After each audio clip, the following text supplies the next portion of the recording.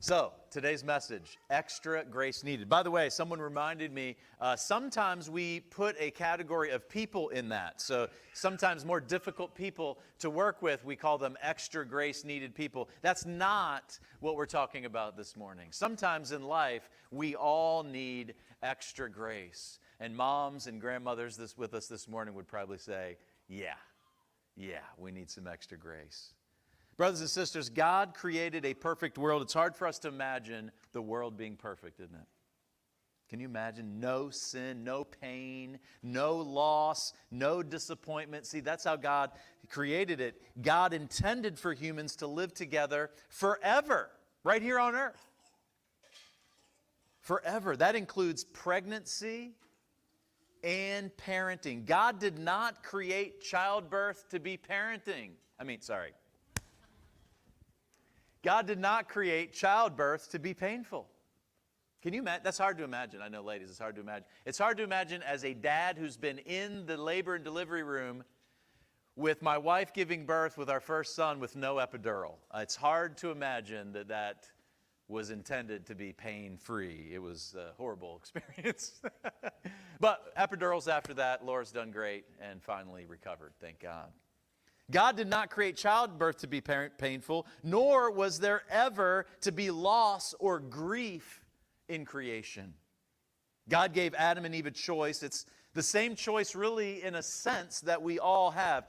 God's way or our way. That's kind of the main decision in life. That's the most important decision actually that we wake up making every day. Am I going to choose to listen to God, or am I going to choose to go in my own way? I tell couples in premarital counseling or premarital coaching all the time, I say, look, we're going to talk about a bunch of things. I'm going to give you everything that I've learned over the last 22 years. It's been of help to me, the best, most important stuff. But really, at the end of the day, every day, the most important thing you're ever going to do, Ryan, I didn't marry you guys, didn't officiate your marriage. We haven't done premarital counseling or anything like that. But the most important thing in your marriage is to wake up every day and make the choice to love Jordan.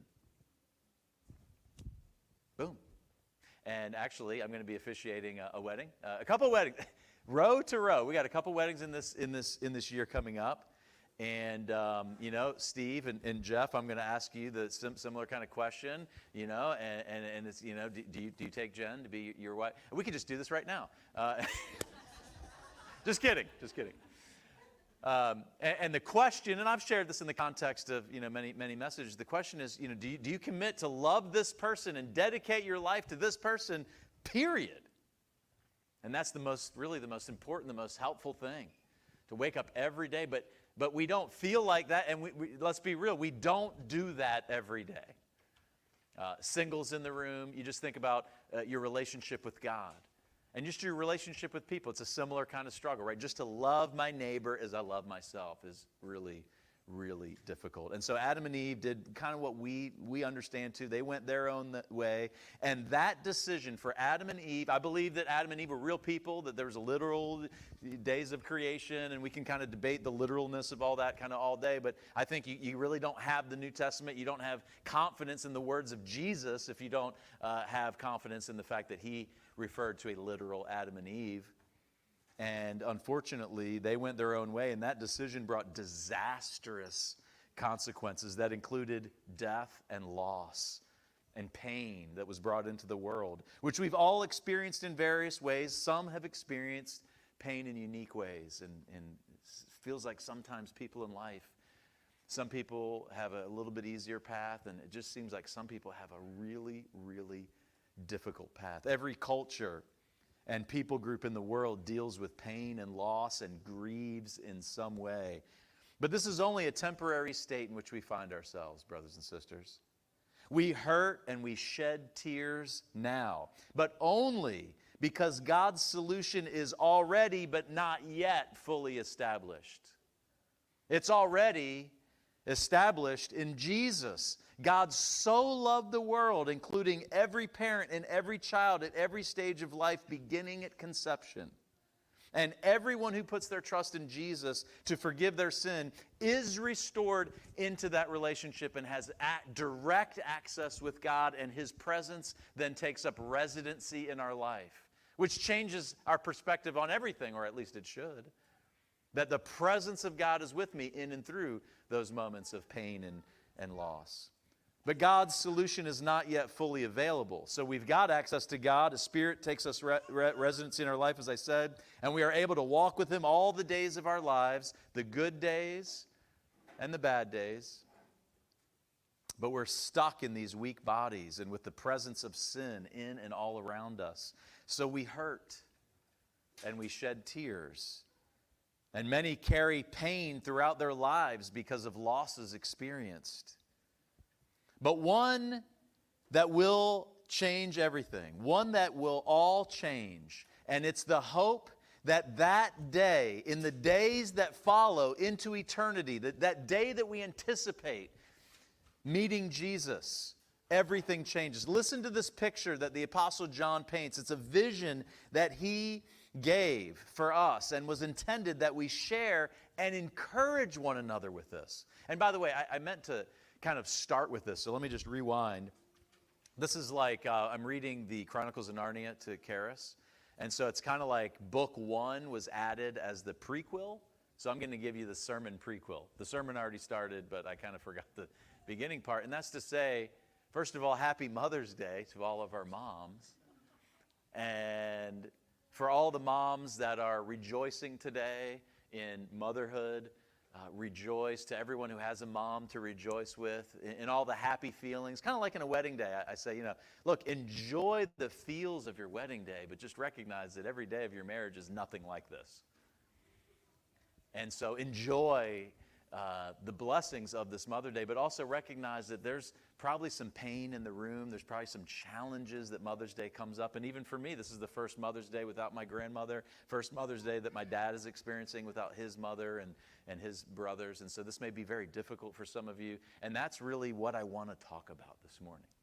And I've never done that before, so bear with me in that. But here's the vision that the Apostle John gave to the church to remember the big picture and the perspective that we have that's unique to us as Christians. And if you're not a Christian with us this morning, this is really the vision of where we're heading. This is the hope that we have, that we hope that you will have too. In Revelation 21, starting in verse 1, then I saw a new heaven and a new earth. John was like transported into a vision that God gave him directly of what the future is going to look like.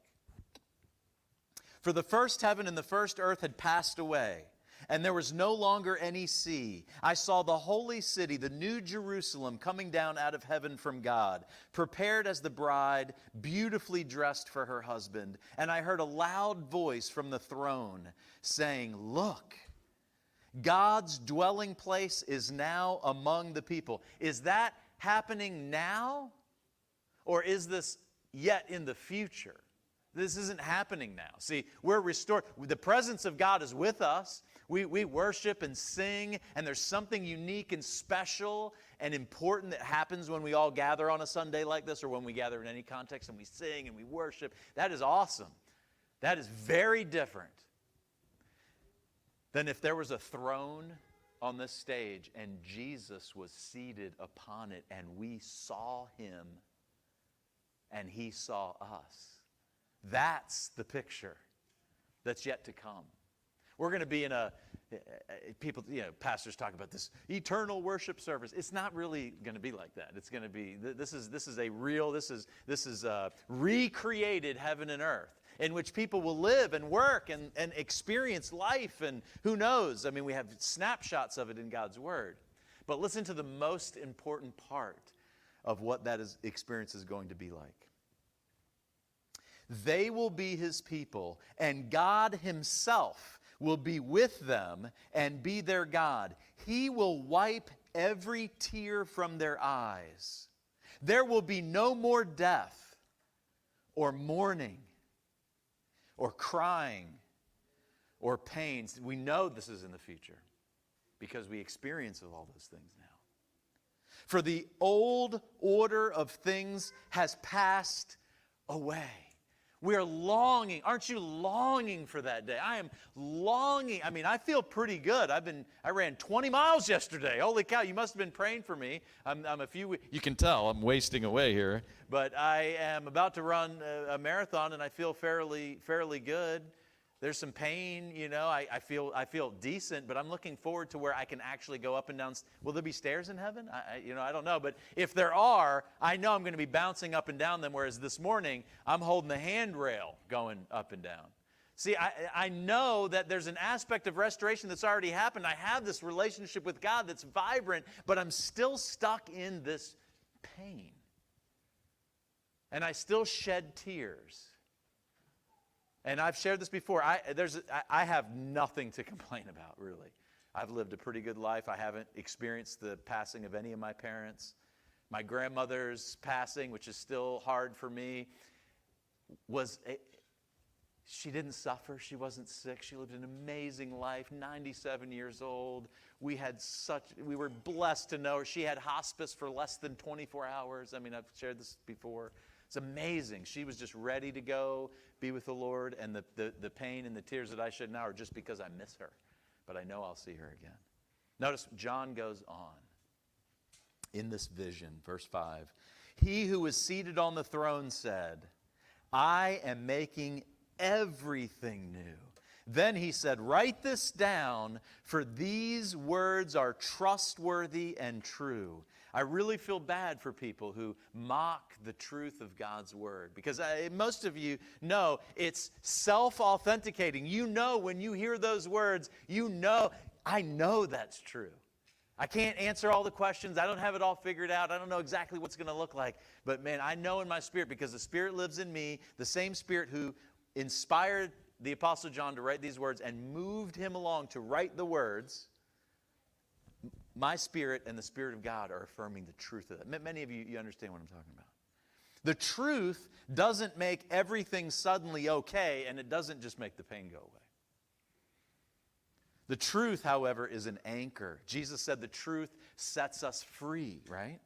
And when we put the truth into action, when we not only hear the truth, but we live it out, it's like building our house on a solid foundation so that when the storms of life come, those experiences that we have when we feel pain and hurt and loss, and we're shedding those tears, and we're mourning and we're grieving, those storms come beating on us, but our house stands because our house is built on the truth.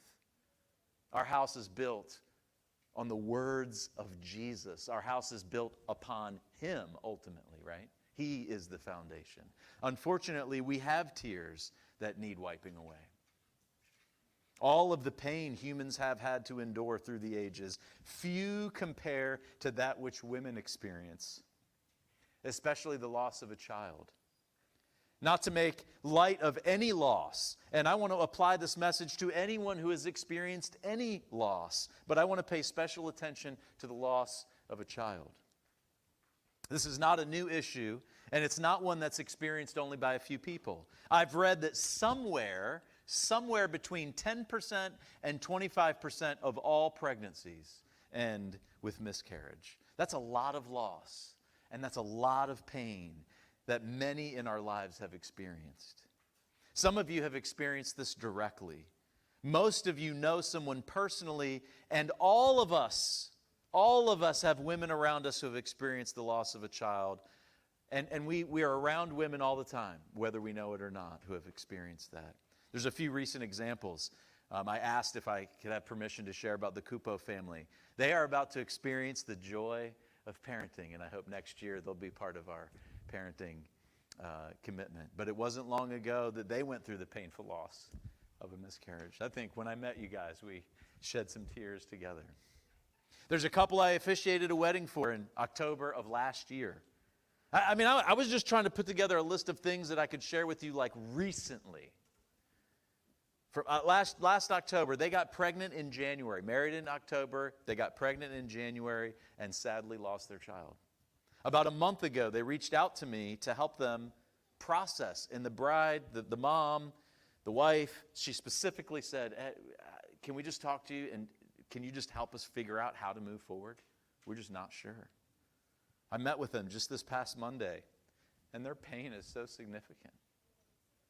In my Devo last Thursday, so 4 days ago, a friend, a parent of one of Elijah's football teammates, got on. Coincidence? I don't know. She's not on all the time, just kind of randomly came on. And she shared this prayer request, quote, "Good morning, Ed. Please pray for a family in our community who lost their 19-year-old in a car accident this week." Man. My 19-year-old's here, and their 19-year-old is not. I'm sure we could go around the room sharing personal stories of experiences of those we know who are struggling with the pain of loss. My dad, I already shared, and his 3 brothers are experiencing their first Mother's Day without their mom. But she was promoted to heaven at 97. I mean, I get emotional about that. That doesn't compare to what so many of you have experienced. There are 2 biblical examples that stand out to me as I thought about this message. The first is Eve, the first mom in history, I believe, anyway, literally. Parenting in a nearly perfect world. I have obviously pulled my hair out parenting in this world. I look at my 7-year-old daughter, soon to be 8, and I think, good Lord, what? And when she's 17, what am I going to be doing? Jeff, what am I going to be dealing with? I don't know. I have no idea. But can you imagine how easy it must have been to parent in a perfect world? Nearly perfect. So it was perfect for a minute, and then it was not perfect, but it's still nearly perfect, right? Can you imagine the horror that she felt when she heard the news that her son Cain had murdered his brother Abel? I mean, she didn't even know what death was. There was no word for murder. I mean, there's a word there. I mean, Moses wrote it down, but how did they even describe, what even word would they have used? I don't know. There's no history of death. There's no history of murder. There's no news. We see it all the time. On social media, we see even, unfortunately sometimes, people being murdered. No context for that with Eve. How much extra grace she must have needed. There's no record of her response. Or how about this one, Bathsheba? She was pressured into committing adultery with King David. I say pressured into it, how much consent, whatever. There's a lot of things we don't know about it. I'm going to just say that she was pressured. And then she became pregnant. Imagine the pain just from that experience, just from committing adultery and getting pregnant, just that. But then her husband Uriah was murdered by that king. I mean, not by his hand, but by his authority. And then attempted to cover up his sin. But the Lord knew, and the consequence of his actions was the death of their baby. David was distraught over it. We've got some, I didn't put the reference right there in here, but David was distraught. And he was in ash. He was begging the Lord to deliver his baby so that his baby would live. But do you know there's no record of how Bathsheba felt? It just says that David, after he lamented, did a whole thing, he went in, and here's what we have in the Bible. He went in to comfort Bathsheba, and then they had another child. That's the story. But just imagine how she felt. There are no great answers or easy solutions to losses like this, or any kind of loss that any of us are experiencing. There's no cliche that makes pain go away. However, God's ultimate solution includes more than enough grace when extra grace is needed. John even described Jesus as one being full of grace and truth in John 1:16 and 17. And he's got enough for every one of his children who are hurting. That I know. I don't know how it all works, but I know God's got more than enough. So let's lean in just for a few minutes. Listen to what God says here about the extra grace that he makes available to us all, especially those experiencing loss. 2 Corinthians 1, verses 3 and 4. Maybe you've heard this and read this 1,000 times, but listen to it again. Praise be to the God and Father of our Lord Jesus Christ, the Father of compassion. Compassion's like, we've got some grandmothers in the room, some experienced mothers, and we've got some new moms. And compassion is that feeling when your baby is crying and dad is still sleeping, you know. And you just bounce up and you go, and it's just that feeling that mom has, my baby needs me. It's that feeling of compassion. It's a very motherly, it's mostly, especially early in the language, just describing a motherly experience. And God, the Father, has that feeling. Not that he's, don't get gender stuff mixed up here, but he has that compassionate feeling toward all of his children. The compassion that a mother has is just a snapshot of the compassion that God has for all of his children. He's the Father of compassion and the God of all comfort, who comforts us in all our troubles so that we can comfort those in any trouble with the comfort we ourselves receive. Your Heavenly Father is full of compassion. He can relate, and He knows exactly what you're going through. He knows exactly what your neighbor's going through, the person maybe in your life who's experiencing loss, the person who never could have said yes to going to church today or being in public because maybe the pain is too much. In fact, He is the only one who knows exactly how you feel. He is the one that can comfort us in our troubles. He's the one, according to this passage, He's the one who really comforts. And through the process, which takes much more time for some than others, right? When I met with this couple, the dad, the couple that, just got pregnant and lost their baby recently, the dad had kind of processed through it, and he has experienced some losses, several losses in his life. And I don't want to say, it's not that he was nonchalant, but he had kind of, he's kind of like, well, I've kind of processed that, and his poor wife was just broken. And she hadn't really experienced loss. And obviously mom is going to have a much greater time of experience and pain in most cases than the dad would anyway. Not that it's not to make light of that on either side. I just say that because we all experience grieving and loss. We experience it in different ways. Your neighbors who need your love, they experience it in different ways. That unkempt yard, that mess, the neighbors pushing you off, the attitude that you get. Maybe it's just the way that somebody's processing grief, and they're going through something, and they just need that consistent smile. And eventually, over time, hopefully they'll work through that, and maybe God will use us to help them work through that. I don't know, but it's harder for many others than it is for some. But through the process, He comforts us so that in turn we can comfort others. In fact, I've leaned on Jordan and Ryan, mostly Jordan, but also Ryan as well, to help me minister to others. Jordan actually sent me some great resources and was actually very helpful in how I was able to then minister to this mom, because I haven't gone through it. I didn't experience it. I was able to share with them that the closest I've come, and not to make light of any loss, but is losing my niece. So many of you know Rod and Annie, and they lost their daughter. I think was it 10 years ago? I think it was 9 or 10 years ago. And that was very difficult for us. But that's still different than if it was my own child. Then in 2 Corinthians, Paul goes on later in the book, and he said this. But he said to me, this is Jesus, right? Jesus' words to Paul in his suffering. But he said to me, my grace is sufficient for you, for my power is made perfect in weakness. Paul says that God's grace is sufficient, present tense, it's sufficient, highlighting the ever-present availability and the sufficiency of God's grace, which is available regardless of how difficult the circumstances may be. And again, not to make light of, not to say I understand or anything, but in Romans 8, verses 31 to 39, which I won't read now, Paul listed just about every kind of difficulty.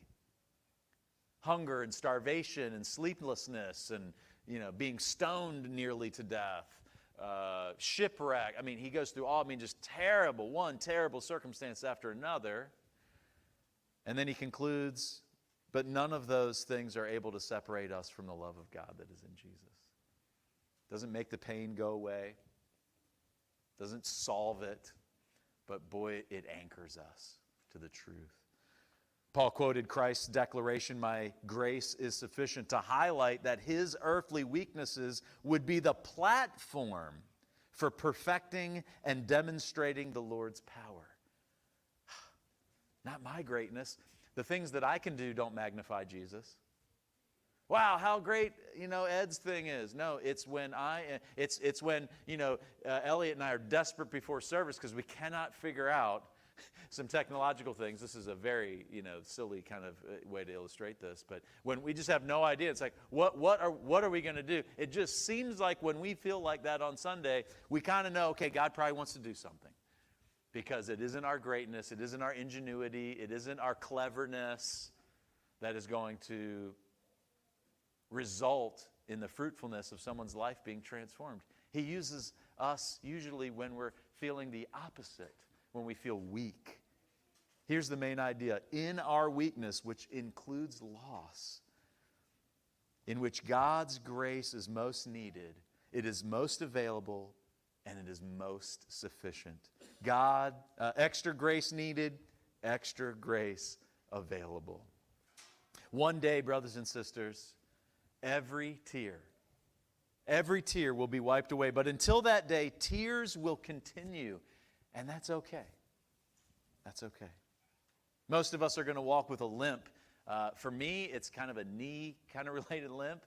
But metaphorically, most of us are going to live the majority of our days limping a little bit because of some loss or some pain or some disappointment or someone that we're never going to see again, maybe a regret, some kind of experience, some kind of just pain.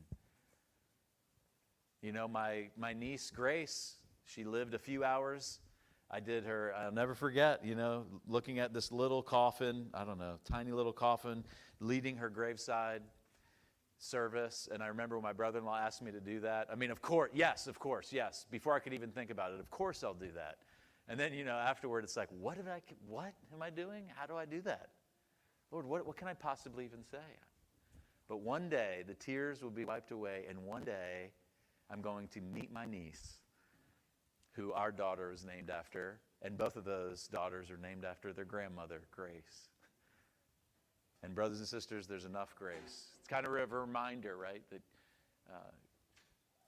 God's grace is sufficient.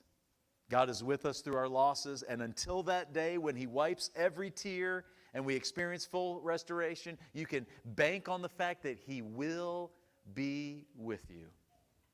God has given sufficient grace through Jesus, the grace of His Word and His presence with us that enables us to make it. And sometimes, brothers and sisters, I want this to be almost the last thing you hear from me.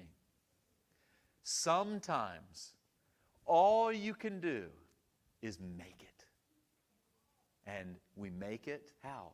By the grace of God. We make it one day at a time. Sometimes all you can do is survive. I heard this incredible story. I went through this 10-week grief course just recently. The second class, between the first class and the second class, my grandmother passed away. What kind of timing is that? It's incredible. And every week as I was grieving my own loss, I'm hearing stories that are unbearably painful. Unbearably painful. You just can't imagine. Some of you can imagine, but there's the pain that some people go through that I just couldn't imagine. And I remember hearing and being encouraged in that class that some people's answer to how did you make it through that was we just survived. We just made it. I don't know. We just made it. Here we are today, just having made it. And every day we're just trying to make it by the grace of God. There's sufficient grace, brothers and sisters. We're going to close in just a minute with a few more songs. And we're going to sing. And I know this feels kind of heavy and somber, and I didn't know even how to do this, but I wanted to just address this topic because there is so much. There's some things to rejoice over, but there's so much pain that really is in and around us. And let's be real about that, right? So if you want prayer, we've got our need prayer sign over here. If you want prayer even during this time, feel free to come up. I'd be happy to pray with you. After service, do that. If you just have a prayer request and you don't really want to make it a public kind of thing, just use your Connect card and just write it down on your Connect card. I'll try to follow up. Not try. I will follow up with you for sure and just pray along with you. We just want to walk with you through whatever it is that you are going through. So I'm going to pray, and then Elliot is going to lead us in a couple more songs.